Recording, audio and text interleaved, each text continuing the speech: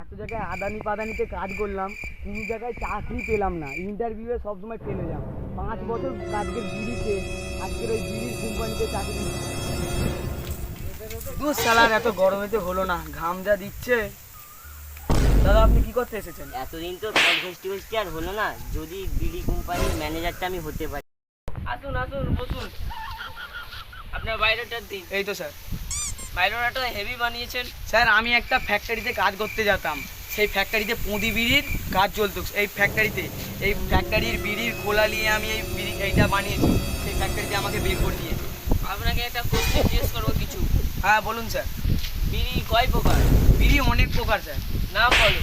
নাম পুঁদি বিড়ি, বড়ো বিড়ি, মোটা বিড়ি, ছোট বিড়ি, কলেজ বিড়ি।